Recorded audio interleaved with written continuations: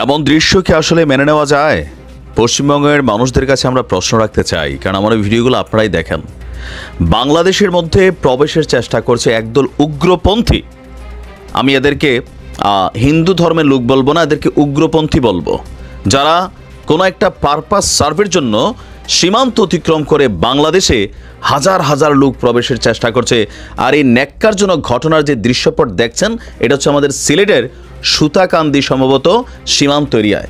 তবে ভারতের পুলিশ এবং বিএসএফ তারা কিন্তু সেখানে শক্ত ভূমিকা রাখছে। কিন্তু বিষয়টা আপনি কতটুকু অধ্যত্বপূর্ণ একবার কি ভাবতে পারেন? যে মন চাইলো সীমান্ত অতিক্রম করে তোরা বাংলাদেশে ঢুকে যাবি, সালা ছুটিয়ে কিন্তু লাল করে দেব আমরা।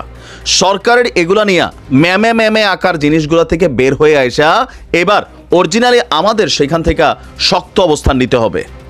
ভারতীয় জাতীয় পতাকা পাশাপাশি ইস্কনের পতাকা এই নিয়ে হাজার হাজার উগ্রপন্থীরা তারা একটা লং মার্চ ঘোষণা করেছে, এটার নাম হচ্ছে বাংলাদেশ চলো। আর এই জন্য তারা বেছে নিয়েছে সিলেটের এই সীমান্তকে। সেখানে ভারতের পুলিশ তাদেরকে যথেষ্ট পরিশ্রম করেছে, আমরা ধন্যবাদ দিই। বিএসএফও অস্থায়ী একটা ব্যারিকেড তৈরি করে সেখানে তাদেরকে থামানোর চেষ্টা করেছে। এমনকি এই মুহূর্তে বাংলাদেশে তারা প্রবেশ করতে পারেনি, কিন্তু যদি প্রবেশ করে তাহলে একবার ভাবেন বিষয়টা কি হবে।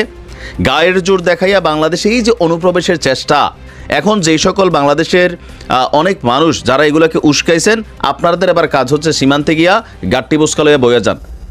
কারণ এখন যদি বিজিবি এটাতে ইনক্লুড হয় তাহলে পরিস্থিতিটা কোন দিকে যাবে ভাবতে পারছেন? এই ঘটনাটার জন্য দেশে মানে দুইটা দেশ দায়ী। বিশেষ করে অনলাইন কিছু ইনফ্লুয়েন্সার আছেন, আপনারা এক কাজ করেন, বিদেশ থেকে বউ বাচ্চা পরিবার নিয়ে আপনারাও সে বর্ডারে চলে যান। কারণ আপনারা তো মানে শরীরের রক্ত অনেক গরম, এগুলো দেখার জন্য আপনারা এগুলো করছেন। বিদেশ বৈশা এরকম অনেক উস্কানি কিন্তু তৈরি হয়েছে, যেটা আজকে সেই সীমানা মানে সুতাকান্দি হোক, যে এলাকাগুলো হোক, এখান দিয়ে যদি প্রবেশ করে ফেলে আপনি অনলাইনে ভিডিও বানাইতে পারবেন, বার্তা দিয়া মানুষকে ওইখানে মরার জন্য পাঠাইতে পারবেন, কিন্তু সলিউশন আপনার হাতে নাই, ওই হ্যাডনটা কিন্তু না। আমার আজকে প্রচণ্ড গোসাই হচ্ছে। আর বিশেষ করে ভারতের এই উগ্রপন্থীদেরকে ভারত সরকারের উচিত সীমান্তেদেরকে লটকানো দরকার এমন অধ্যত্বপূর্ণ অ্যাক্টিভিটিজের জন্য। কি একটা অস্থির সিচুয়েশন তৈরি হয়ে গেছে রে ভাই, বিষয়টা কি খেলা শুরু হয়ে গেছে? তো যারা মনে করছেন যে ভারতের সাথে যুদ্ধ করে জয়লাভ করে ফেলবেন, এই মানুষগুলারে যারা বাংলাদেশে এরকম উস্কানি দিচ্ছেন, এদের সবাইকে ধইরা সীমান্তে পাঠাই দেন। তোমরা খেলো আর আমরা অনলাইন থেকে দেখি।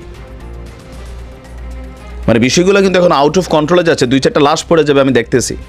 কারণ ভারতীয়রা যদি ঢুকে, এরা কি এখান থেকে বের হয়ে যেতে পারবে না। বাঙালি পিঠাই এদেরকে কিন্তু ওই পার পাঠাই দিবে। এরপরে কি হবে রিয়েকশনটা আপনি চিন্তা করছেন? পরিস্থিতিটা কোন দিকে যাচ্ছে? ভারত অলওয়েজ এরকম অধ্যত্বপূর্ণ অ্যাক্টিভিটিস করে, মনে করে যে বাংলাদেশ তাদের বাপের দিনের জায়গা, তাদের বাপের দিনের দেশ। আর এগুলো নিয়ে এদের দেশের তাদের উগ্রপন্থী অ্যাক্টিভিটিস নিয়ে আজকে বিশ্বকে দেখা উচিত যারা কি করে, বাংলাদেশে কোথায় হিন্দুদের সাথে কি ঘটছে। আর এই চিন্ময় কৃষ্ণা সহ যারাই আছে, যারা বাংলাদেশেরটা খাইয়া পইরা বাংলাদেশ নিয়ে ষড়যন্ত্রে লিপ্ত, এদেরকে আজীবনের জন্য কারাগারে পাঠাই দিতে হবে, যাবজ্জীবন দিতে হবে, এদেরকে দৃষ্টান্তমূলক শাস্তি দিতে হবে। বাংলাদেশের সার্বভৌমত্বের উপর আঘাত হয়েছে আজকে এটা যেটা হয়েছে।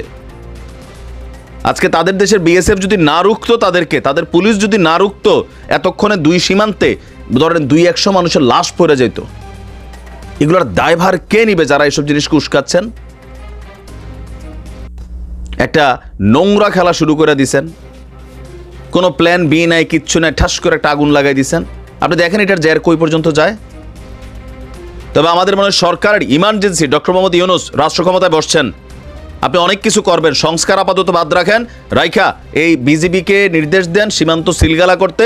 ভারত সরকারের প্রতি আপনি বার্তা পাঠান শক্তভাবে, এগুলো হ্যান্ডেল করতে হবে।